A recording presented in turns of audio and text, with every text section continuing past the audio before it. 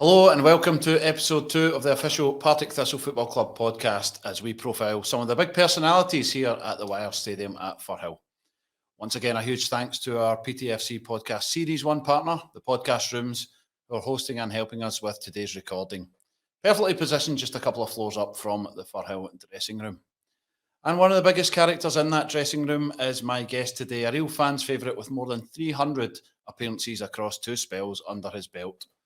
Following on from last week's chat with his former teammate and, of course, his current manager, Chris Doolan, I'm delighted to be joined today by the Thistle men's team number 11, truly one of a kind, Stephen Lawless. Welcome, Stephen. Thanks for having me. No bad, yourself? Problem. Very well, thank you. And in fact, before we even get started, a wee bit of a Andy Cole question here. What do you prefer, Stephen or Stevie? Oh, either or, no Either or. Either or, whatever you feel like. It's a good first question, isn't it? Aye, listen, everything everybody wants to know. Excellent, Stevie. First up, what do you make about the strategy? Podcast, we had to start with the main man, the manager. And we obviously want to retain and grow listeners, so we've gone big on episode 2 with yourself. I think that's a wise move.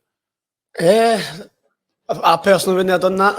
I think after this one, it'll fall off a cliff a wee bit, if I'm being honest. There's not much else in there you can take. Who would your recommendation be to follow you then? Or who? You're struggling anyway, I think. I was going to say who's an absolute no, but basically the rest of the squad. There's a good few in there I would avoid, but you've already told me a couple that you've asked, and very surprised, I'm not going to lie. Very surprised. What a teaser for episode 3.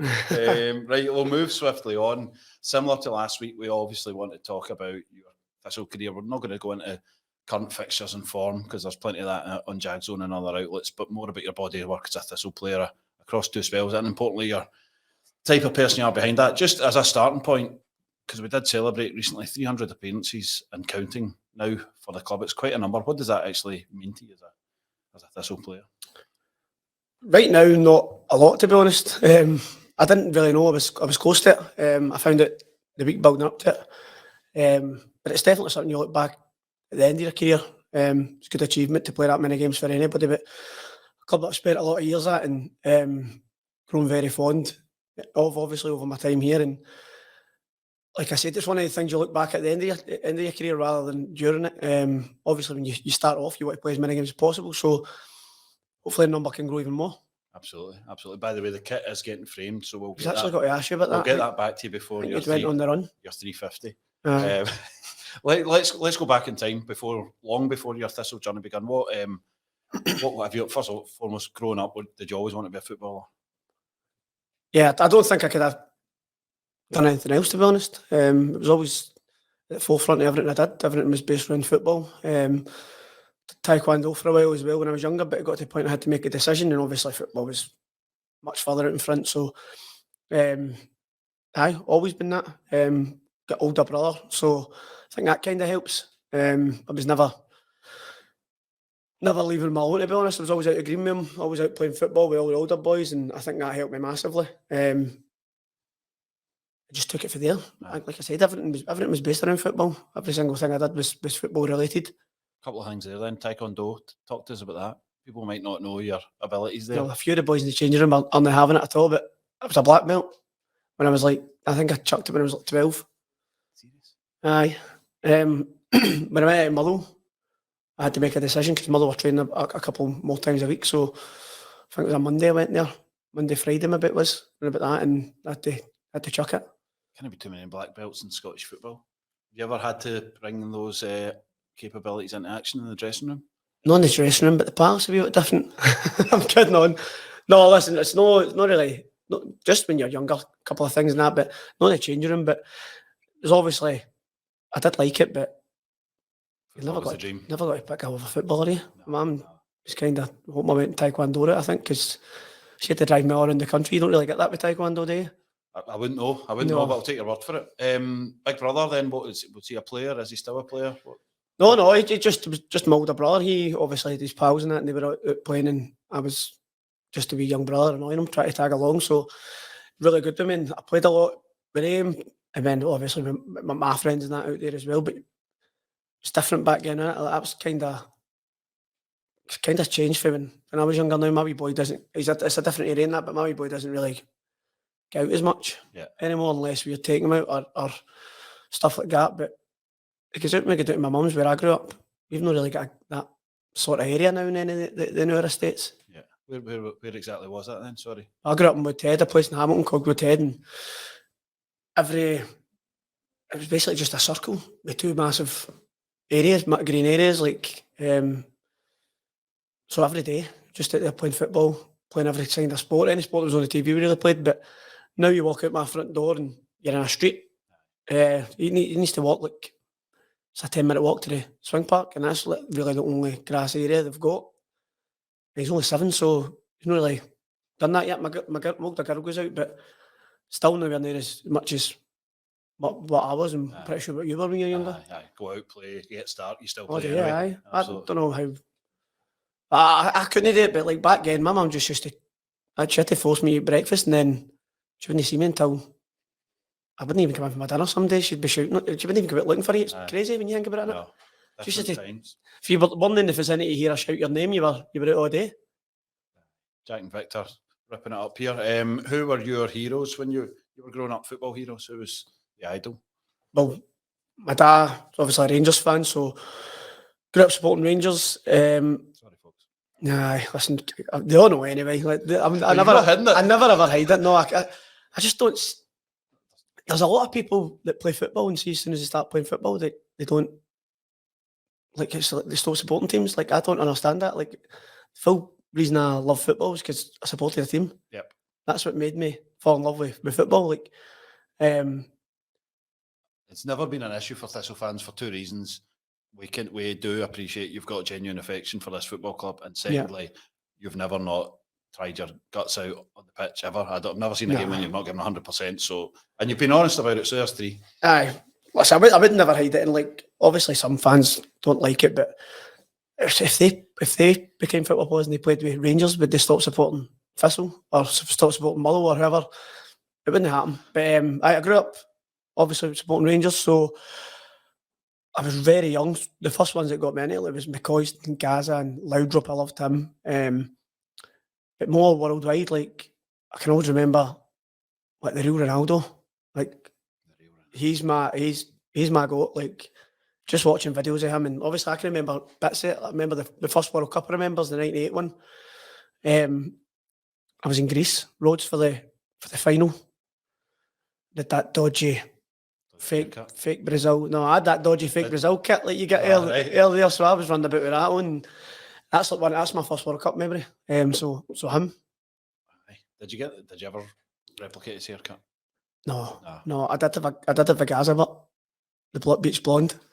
But I was a wee bit older, but that could maybe be looked at as maybe the Eminem, the Slim Shady era. That's when about that. I was in Florida and got that done. Me and my wee brother. Aye. So Loudrup, Ronaldo, dribbling skill, big part of your game. That obviously, you watch players like that and you think, that's what you aspire to, isn't it? 100%. They're obviously the players that gets people off their seat. Not that I thought I was going to end up being a winger in that. They were just the players you're drawn to. Yeah. At that point, Ronaldo was just doing things that nobody'd ever seen. Then obviously get that bad knee injury, but posting numbers, but he's all around playing. That was magic. Did you? I mean, were you running about the playground pretending to be him? Was it that sort of thing? Oh, 100%. Aye. It was them and then anybody you'd supporting that. And then you get a wee bit older, you start watching more football, like, more leagues and that, and you start growing your knowledge a wee bit. But back then it was just off on like the players I grew up with, Loudrup and that, and then Lovencrans and stuff. But then obviously worldwide, like Brazil's obviously everybody's go-to in it for players like that. But Ronaldo was definitely top tier for me. Flying machines in the late 90s and early 2000s like Alan Archibald. We all looked up to him. Talk to me about school team and then the Motherwell youth team. Who were you playing? Because you played with quite a lot of good players in those kind of teenage years, didn't you? Well, school team was really frustrating for me because I went into the school team, the primary school team when I was in primary 4. You weren't allowed in until primary 6. But the janitor was the school coach. So when we went round, it was 1, 2, 3 were around the small side, and then when you get into primary 4, you get in the big side, and there's a big ash park there. So the janitor seen me playing and put me straight into the team. Give him a shout out. What was his name? Mr. Walk, James Walk. But it was a wee like a love-hate relationship, me and him. He put me in the team, but he could hear everything. So you'd be walking around the school, like playgrounds basically. So he'd be on the other side and he'd hear me swearing, playing football, and he'd come round, put me in the sin bin. But when he came back round, I'd be back on. So like, he used to threaten me, like, you're not going to play with the school team if you don't stop coming out the sin bin when I put you there. Cursing at P4. Aye. I hope my wee Well, boy stop. doesn't see this. No, Well, I'm edit that definitely bit not out, stop. Ricky. That was the beginning of the refs going to get their two buttons off me. But aye, So school team was good up until I went to Myrtle, and then I wasn't allowed to play with the school team at high school, and it really annoyed me. I was at Myrtle at the time. The boy Jordan White is at County. He was the same year as me at school, same class. He was at Rangers at the time, and he was allowed to play, and it really used to annoy me. I'm allowed to swear, by the way. No, you can, and we can take it out, or we can take an executive decision. So because that's not I wouldn't have said that. It really off. I was going to say, but I was That's having to button it in. This one will go out after 9 o'clock. The Motherwell youth team, there was a few decent players in there. What was the journey from being a school footballer to actually being part of a professional football academy? It was rough. I didn't enjoy Motherwell at all for years, just because I was playing with my pals at my boys' club, Mill United. It's a completely different atmosphere, and we'll probably get into that later on. But I'm obviously coaching now and seeing the amount of kids that I was 10 when I went into Motherwell. The amount of kids getting in before that and getting rejected now and crushing them. But I don't believe in it. Yeah. Understand the reasoning, like obviously getting them in early and getting them a bit of coaching, but the way it's worked in could be better because it's devastating for kids. The atmosphere's, like I say, it's completely different because you know you're competing with boys in your team for contracts and stuff. So it's not like you're a fully fledged team. You know, if somebody's performing and you're not, you're out the door. Mm-hmm. So it's different. But I went in there when I was 10, all the way up to I was 21. But I nearly got released twice.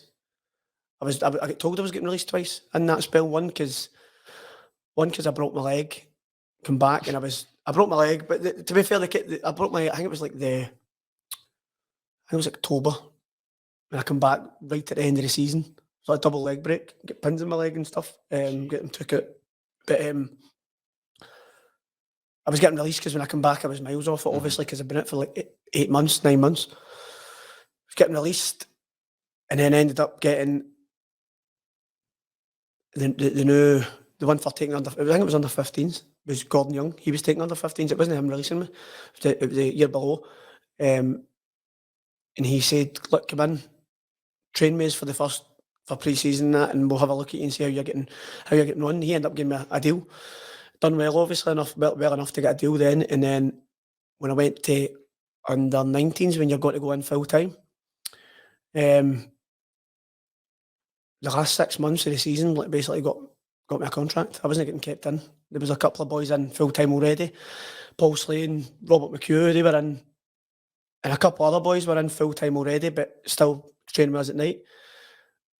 And it was Chris McCart. Chris McCart was going to release me because it was too small before going in full time. And then again, stroke of luck, he left and went to Celtic, and Gordon Young got the 19s job and took me in. Wow.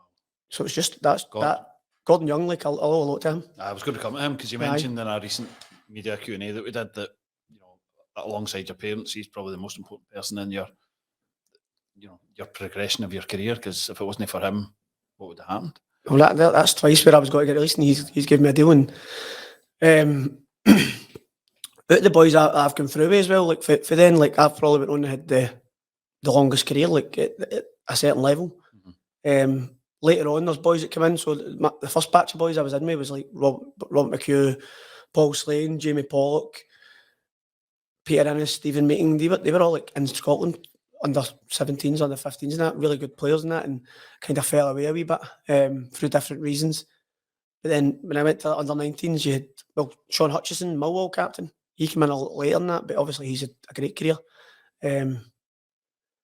But it just shows you, like, sometimes you need that wee bit of luck. Because at that age, I seen a lot of boys get released and that was it.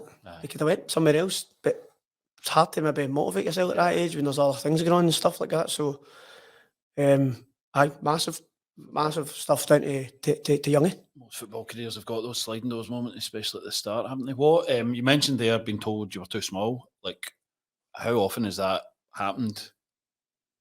When you were trying to become a footballer, and how much did that actually motivate you to prove people wrong? All the way through, like I think it's rife in Scotland. It was definitely a massive thing back then. Not like it was like years ago. I just mean like maybe it's progressed a wee bit. Just again going back to like me doing the coaching now, like I'm seeing a pattern with what boys clubs are bringing in, like pro youth clubs. I mean, like academy clubs. I see a pattern in what.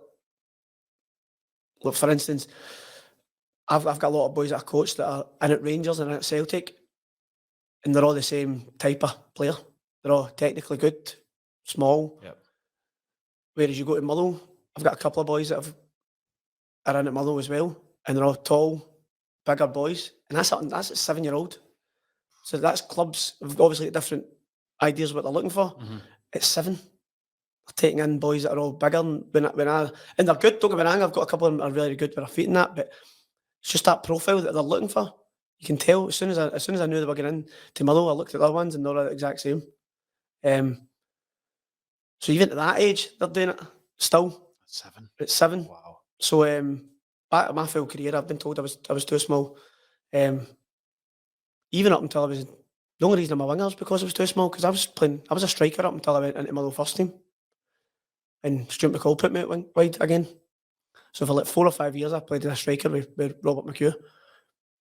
I loved it, aye. Brilliant, aye. But what's the best thing about it compared to being out wide?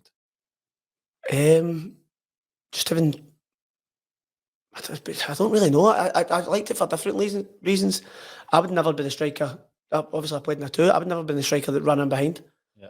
So Bob McHugh would run in behind and leave a bit of space, and I would drop in, pick up the ball. So I like getting the ball in that area.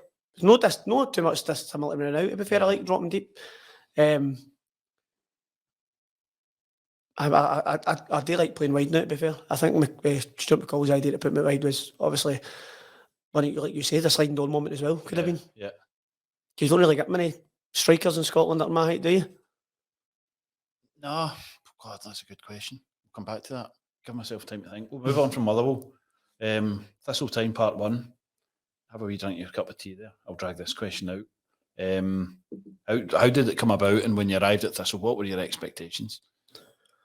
It came about because Jackie McNamara. We'd played them a couple of times in friendlies and that, and Banzo will only tell you this, but every time we played them, we battered them.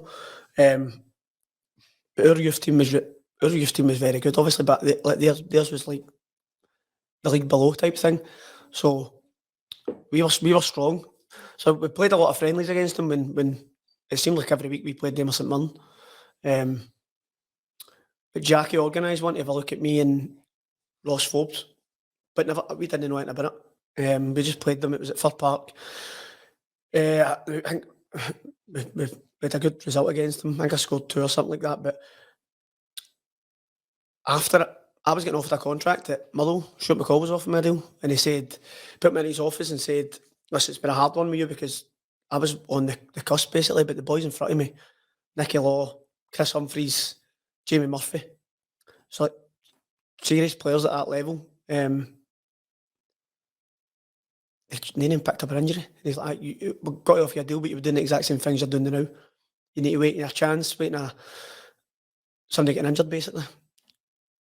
Or I can let you go and I'll take the contract back because there's interest in you. And then I said, well, I don't want to sit on the bench. I was 21 at the time, so I don't want to do it anymore. And he said Jackie and Stephen Presley for Falkirk at the time. I came in and met Jackie first, and that was it. I knew I was signing here as soon as I met him. So that's how it came about. It came about basically through bounce matches. Yeah. And your expectation of what Partick Thistle might do for you and the club, what you were walking into? A big part of it was the players he was signing. The players that were here that I knew through playing against in the youths. Wasn't sure if I can't mind if I knew many at Falkirk, to be honest, but Conrad played against him for years when he was at Hearts, Welshie, Sod.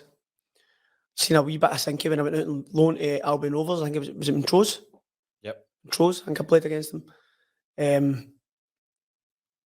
It's like young boys that I knew. Aero, played against Aero when I was at Albion Rovers as well, and he was at Annan. I've dealt with him in the playoff final actually. Doesn't like talking about it. I love photos of a young hero. I really do. No, you don't want young photos a young Lawless, a brutal. I know the beard absolutely There was a saves belter me. the other day, actually. The beard saves me. Not that I'm a world beater or anything, but honestly, without a beard, dear me. So there was a lot of players signing that you thought, I can be part of something good here. Aye, I knew what they could do. I knew what I was getting myself into. I knew they were decent players. I knew they were hungry. I've never actually told them this. The big one for me was Welshie. I played against Welshie when he was at Hibs, obviously, and I was at Motherwell. He won Player of the Year for the league, and like their Hibs team were a joke. Like my team was good. We did have good games against them, but always came out on top. But they won the double that year. There was him, Boothie, the boy called Curry in the Midley Park as well. Him and Welshie were like different class. So him signing, like I knew like what Welshie could do. So that was a massive pull. But I just when I came in after the first couple of weeks actually, that's when I started to realise I thought we had a really good chance. Yeah. And then just going off the boys that had already played in the league, they said about what teams would be favourites up there with us in the first 2 weeks or 3 weeks. We'd dealt with two of them. So that obviously is a good foundation for us. And I mean, we've talked about that season a lot, so we probably don't need to go over everything, but to end it with a championship medal around you and everything that obviously went on mid-season, quite a remarkable season. What was the moment you knew this is on? I personally thought that Dunfermline were the biggest challengers that year. And they get, again, that's got to sound weird because Morton always gave us a tough game, right? But see, player for player, I thought like, Dunfermline were really good. The game we beat them 5-1. Yeah. I just thought that was like a big moment. Not just because I'm probably a wee bit biased because I scored in that game as well, but I just think like doing that against one of the hype around that game and a lot of, like I said, a lot of young boys, that was probably at that stage the biggest game a lot of us had played in because they were flying at the time before they went out of administration and that. So that was like billed as like a massive game. So for the boys to show, the younger boys especially, to show that they could handle a situation like that, not just handle it, thrive in it.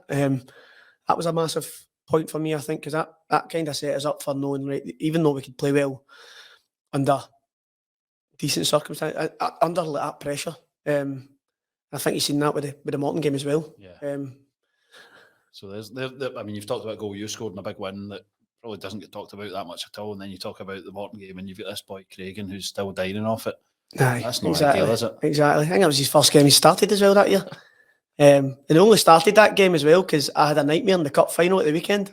Because I blamed my agent for that. I got my new boots and I was sliding about everywhere like it was on ice. Are people sliding about the start? I was fine in the warm up and then they just clogged up. And I went to run down the line, not like I did a lot, but went to run down the right chasing Vanna Sod's channel balls and I've just started sliding. It really put my back. But Archie gave me the curly finger after that, so I couldn't really say much. We talked about some of the heroes in that team. Pick out an unsung hero who maybe doesn't get the credit they deserve for that body of work of winning the championship. Who was a real unsung hero in the dressing room?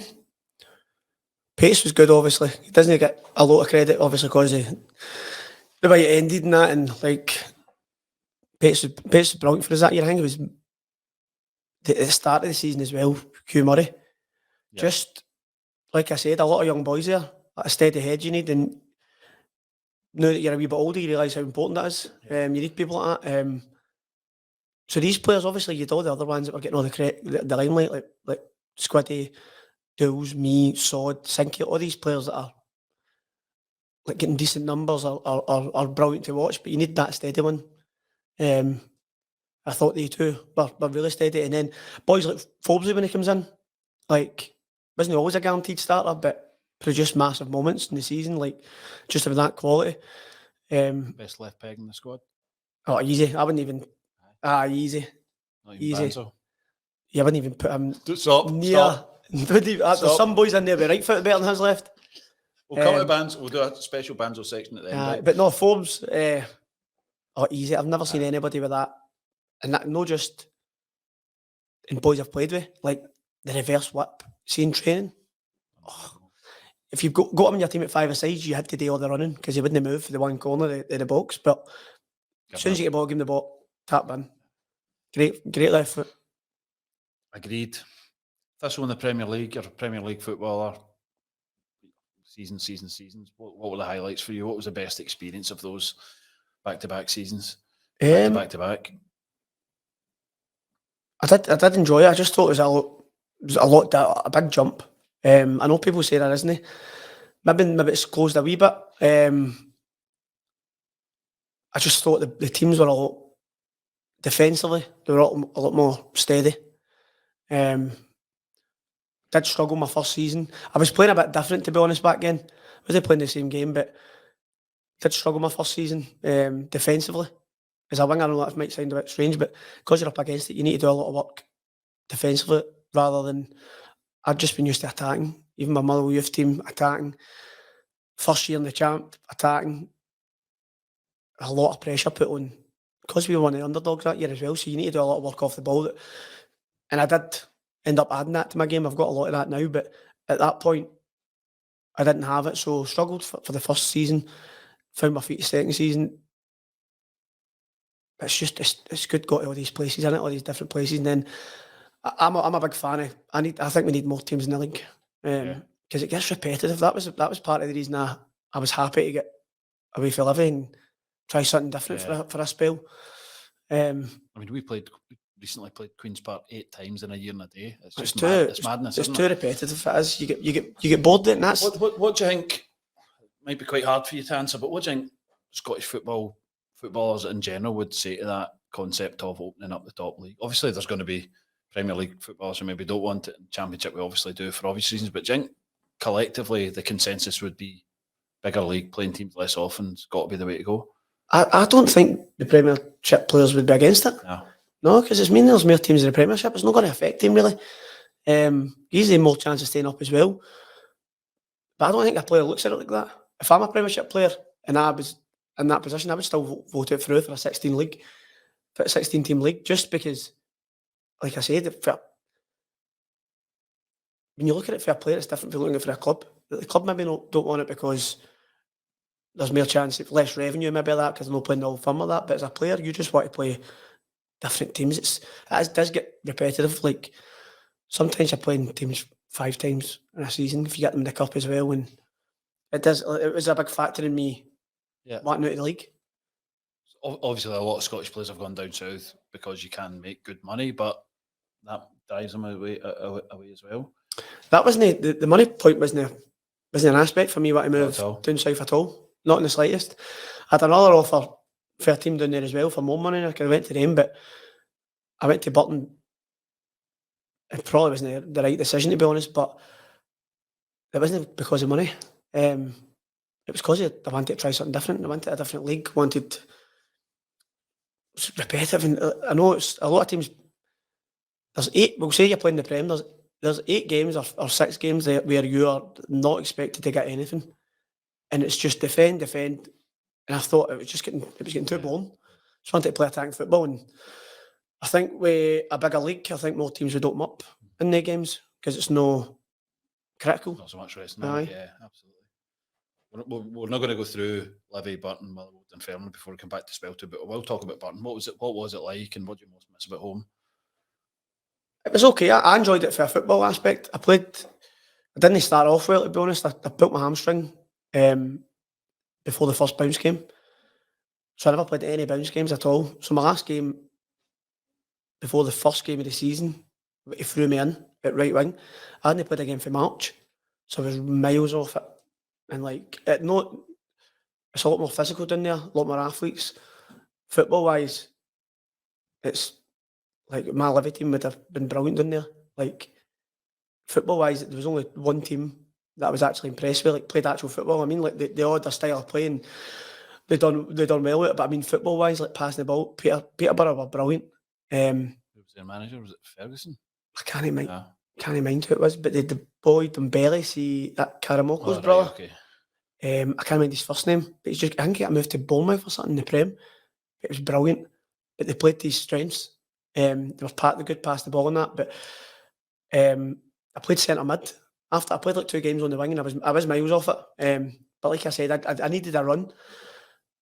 Uh, but I played centre mid for the next 16 games, and I enjoyed it. But it was COVID year, so it was hard for my missus and 3 kids. We just had a newborn in February and went into lockdown in March. So You stuck in Burton in lockdown? Stuck in Burton in lockdown. So when it was the summer and that, and she could get them out to the park, but school started, so she was dropping them at school, bringing them back. But Michelle was my youngest, and you're doing a lot of travelling down there, so she was basically stuck down there herself. So as soon as I heard there was interest back up the road, it was Jimmy Floyd was the manager at that point. He pulled me and says, "Listen, it's up to you," because at that point we were reining in goals.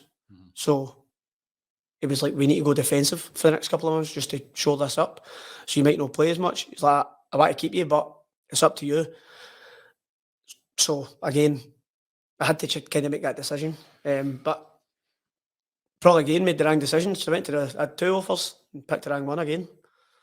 So no ideal at all. No. Every time I picked that spell, as soon as I picked a club, 50. the manager didn't like me. It was stupid, to be honest. It was a new manager. I wasn't really there signing. That's a challenge for any player now, is that managerial positions can change just so quickly. You can be out of favour. There was with Burton. I could have went to Fleetwood, but I went to Burton because they showed a lot more interest in me. But Nigel Clough left, so I wasn't that. I was his first signing, but I wasn't really. I was on the list already, and then the same with Murrow. I wasn't his signing, but I was basically agreed before he got the job. I should have went to St Mirren, but I had that affection with Murrow. That was a big pull, and I had a lot of pals there. I had like close friends like Sod, Foxy, Robbie Crawford, Ricky Lamy, Liam Kelly, like boys I was really pal with, like not just like teammate wise, like I was still speaking to them. Yeah. So that was a big pull. Yeah. But looking back at this, I went to St Mirren because it was actually him trying to sign me rather than the club. Well, in a way, I'm glad you went where you went because we ended up coming back here. What, any Nigel Clough stories? No, really. I only spoke to him once. Did you? He phoned me round about the end of the season, but wasn't anything crazy. Just like saying he'd been watching me for a while and like was really interested, and then he would get me down to have a look around about the club and that.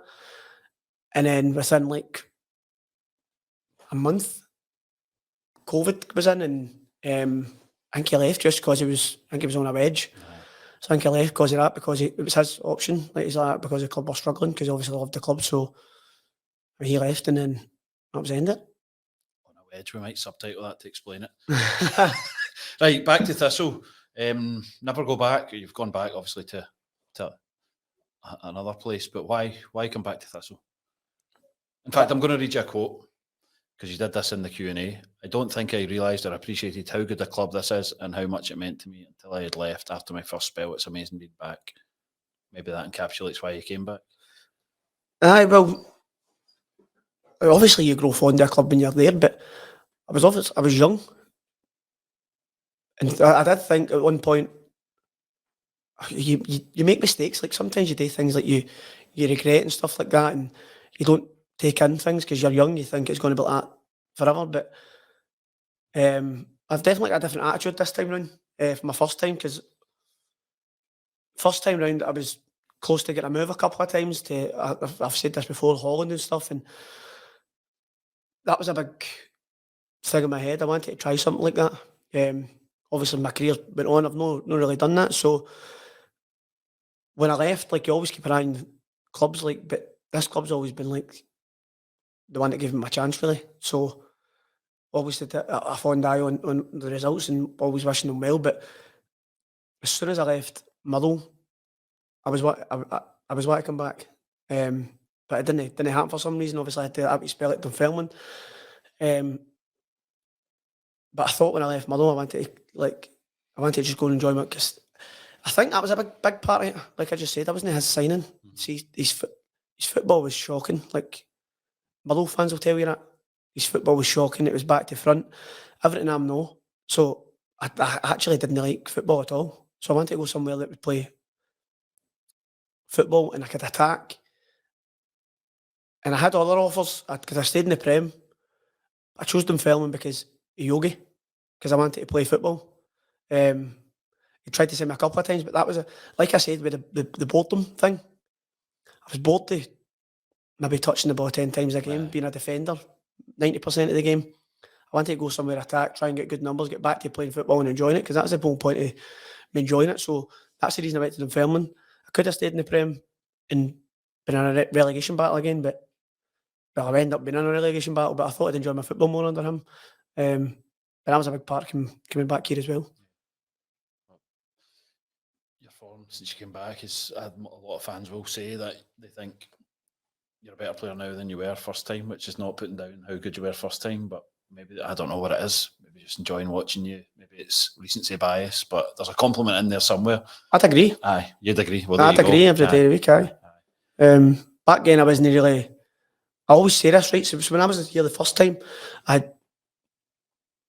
maybe not so much, when Squiddy left, I got a wee bit more like that, but there was other players that would take the game with the scruff of the neck. Squiddy was that guy, first time. I was more the guy that would get end product. Yeah. Like, I'd get a goal, but I wouldn't really do much in the game. I'd get a goal, I'd get an assist. Wouldn't do much. Then when I went to Livy, it was a complete change. I was trying to, it was a change in my mind, because I had 1 year with Livingston that I played right wing back, winger back I was calling it, because he had me playing everywhere. But he said to me, it was David Martindale, he said to me, we've got another year there for you, but I need more numbers at you. I can remember thinking, you've just played me wing back for the full year, and I get I think it was like four goals and 8 assists for wing back. And I said this to him, I said, play me in match position then. Yep. And I think that was a shift in that wee meeting there. Like, the next year I got like 11 goals and 9 assists, and that wee conversation is what I think's made me a better player. Yeah. Because now I get into games, every single game, thinking, right, I'm going to try and run the game, and not just get numbers, but through that I've managed to get numbers. Whereas when I was younger, I was just worried about numbers. But now I want to be involved in the game constantly, and I think it's maybe what I said earlier on, for that experience. Good insight. And you look at the opposite wing, you see Fitzy. I mean, just get your view as a fellow winger with a different style on Aidan's form over the last year. I put a lot of it into me. Nah, I'm not surprised. No, to be honest, see, at the start of the season, I can remember, not the start of the season, but maybe about September or that, he scored a double or maybe something like that, right? And I can remember I messaged him, because Thistle put up something. I messaged him saying, like, I welcome the chase, because I was flying at that point. And to be fair, he's absolutely took it on board, and he's flying now, so delighted for him now. He's obviously a brilliant player. He's got a bust-on pace that I was fortunate enough to be born with. Which is obviously a bit of an envy. It's a good twin threat to have different things. 100%. Listen, he's easily full at times. Trying to help him with certain things that I think he can improve on, and obviously a wee bit of an argument with him sometimes. But listen, I think he's, like I said, he's obviously had that move, but I think he's miles better than he was then. Yeah. I think it'll come again. Not that Thistle fans will want me to be saying that, but I think it'll definitely come again if he keeps improving what he's doing. Yeah, we're definitely enjoying you both in the form you're in at the moment. I'm conscious of time here, because I know you've got Lawless Premier coaching business to head off to. Have you? Let's just say you have, because I've said that now. Tell us about that. Is there potential to see some of your boys in the first team in the future? I think so. I think about the way it's been going so far. A lot of them are getting, like I said earlier on, there's a lot of them getting picked up very young. It's not just down to me. Like, a lot of stuff I do is individual based. It's not a team. So I put a big aspect on that. Like I just said, with boys getting their confidence crushed in that at that age, it's incredible.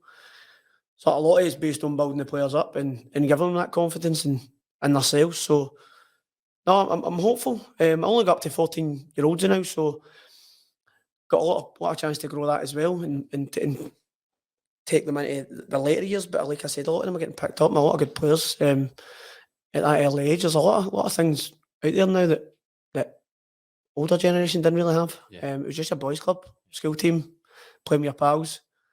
But there's I see a lot of people doing one-to-ones in that as well. Which personally, if you're into them, fair enough. I would have hated them when I was younger, because the biggest driving aspect for me was being the best standing out in the class, being competitive.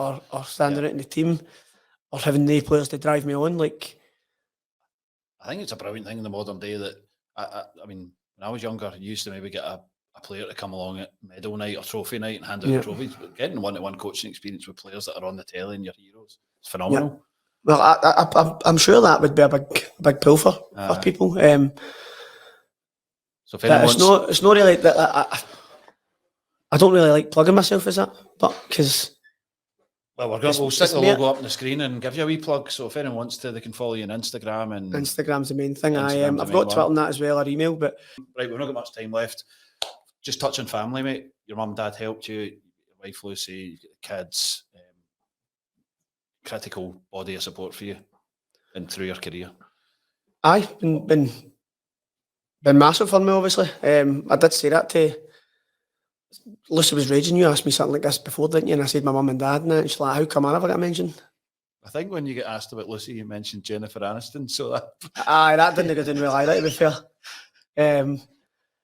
No, listen, she's been brilliant as well. I did say that to her. Like I said earlier on, but when you get released of that at a certain age, it would be difficult for your mindset because there's a lot going on. Mm-hmm. I met her when I was 17, so I say this all the time. I don't know if I'd have made it without her because of that, because of the time, the stage of your life you're at. Yeah. There's a lot going on with your pals and stuff like that. Easy to get misled. So that kind of settled me down a bit. I know that's probably a wee bit.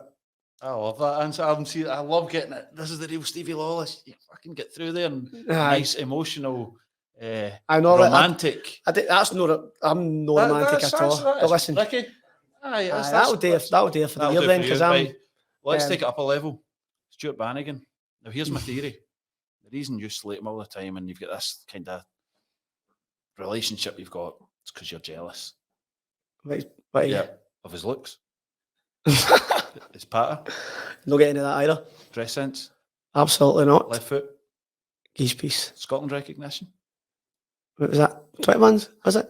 16s. Is it? No, I got up to 21. 16s. Went 16s to 21. I've only got the 21s because the championship year. And we spent a lot of time during Banzo's testimonial trying to get compliments out of you, but you spent 90% of the time just doing kind of best man speech stuff. But you did finish up by saying he's a great guy. But you two, you're tight. You've been good friends from the very beginning right through to now. You still share a dressing room, which is quite remarkable. Can you imagine life without Banzo? A lot easier, stress free. Not like you said, we're tight, but like we've actually somebody said, one of the English boys was, I think it was Waz, was actually saying like he finds it so weird, like because we just slaughter each other all the time. But I'm not just like that with him. See, if I slaughter you, it means I like you. It's weird. Like like Big Luke said it. He's like that. He's the same. He said like when he knows if he gets home with somebody, if they just feel they can say it to each other. So that's kind of like if I keep it tight or try and make you nervous and stuff like that, which I do with a lot of the boys, it means I like you. So it's a compliment for him there. Aye. You talked about a leg break when you were very young, but Ban's obviously got real bad luck with an injury at a key part of his career. What he might have gone on to achieve, who knows? Aye, well, like I don't know if he said this, but he had stuff lined up. Like he was meant to get that move that he'd been working for. It's just your luck in it, like just at that key time. I think he actually said I thought he was going down to sign it soon, a pre-contract soon, but I think he said recently that he was going to wait to the summer. But it's mental how much his career could have been different. Yeah. And it would have been because back then it's a different player for he is now. Like he still got bits of that. But back then it was everywhere, wasn't he? Like absolutely. It's an absolute dog. But the upside for us is he's become a club legend. He's rinsed the life out of that, hasn't he? Aye, well. Rinsed the life out of that, but aye. What's he doing up there pressing the goalkeeper anyway? He shouldn't be there. It's the only time he's getting another opposition box. He does his knee. Final question then. We're sitting here heading into the kind of final third. I asked this with the manager last week. We're sitting in third. absolutely all to play for. You'll have the belief that we can still go on and achieve something this season. 100%. I think I don't want to say we're underachieving now because we should be closer to them. Threw away a lot of points. I personally think now it's a better squad than we had last year. I think we've got a lot more to us. I think last year we were strong, obviously. But I think we've brought in well in January and we've got everything now, I think. So I'm excited for the rest of the season. Hopefully we can push and finish as high as possible, and hopefully they give us a couple more slip-ups and we can take advantage of it, because I think the last twice they've dropped points, we've not managed to do that, which is obviously disappointing. But we got close enough last year, didn't we? So like I said, the boys in there with that experience now, and hopefully it can set us in good stead for a big end to the season. Let's hope so. Let's hope so. Keep believing, and obviously it all starts on Friday night with a game against one of your old teams. So look forward to the John Lambie stand singing the Stevie Lawless song, hopefully after another trademark assist or goal. Listen, thank you, Stephen, as always. It's not been dull. Thanks so much for making PTFC podcast number 2 happen, and you can wait and see who pops up on number 3 and make your judgment then. We'll call that full time for the next episode, and a huge thanks again to Stephen for the chat today. We hope you've enjoyed it. Please share, comment and like, and we'll see you next week for episode 3. Thank you very much.